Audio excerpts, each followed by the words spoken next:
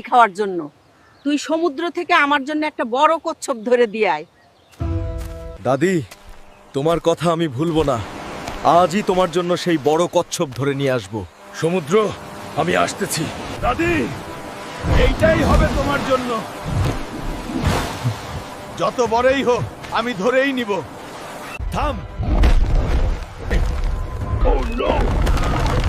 Run! The elephant has... ওরে বাপ রে! হাতি দৌড়ান! হাতিটা একদম পাগল হয়ে গেছে। আমার ঘরটা ভেঙে দিল। কেউ একটু হাল্ক ভাই! পাগলা হাতি সব ভেঙে দিচ্ছে। কোথায়? চল এখনই। থাম। আর ক্ষতি করবি না। হাল্ক, সাবধান! গ্রামের হাল্ক, তুমি তাড়াতাড়ি আসো। আমাদের পুকুরের মাছ সব খেয়ে ফেললো বিশাল বড় কুমির। হাল্ক, কিছু একটা করো।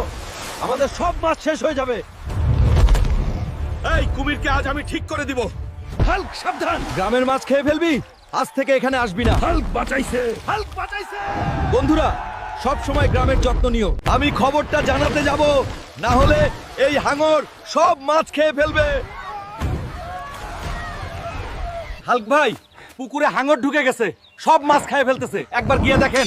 আমার গ্রামের মাছ কেউ খাইতে পারবে না। পথ দেখাও। এইবার তোর খাওয়ার পালা শেষ। এখন আমার পালা। তুই গ্রামের মাছ খাইবা? আমি আছি তো। হাল্ক, আজ আমার খুব ইচ্ছা করতেছে পদ্মা নদীর ইলিশ খাওয়ার জন্য।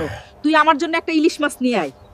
এই ভাই, কেউ কি আমাকে পদ্মার আসল ইলিশ দেখাইতে পারবা? আমার দাদি খাইতে চাইছে। হাল্ক ভাই, ইলিশ আছে, কিন্তু সাবধানে ধরেন। আপনার হাতে মাছ চাপা পড়লে মারা যাবে। কই দাদি, তুমি বেরিয়ে আসো। তোমার মনের আশা পূরণ করলাম। তোমরা যদি দাদিকে ভালোবাসো থাকো। হাল্ক, এখনই সমুদ্র থেকে একটা বিশাল তিমি ধরে আন। আমি বাজি ধরেছি, ওটা খাবো।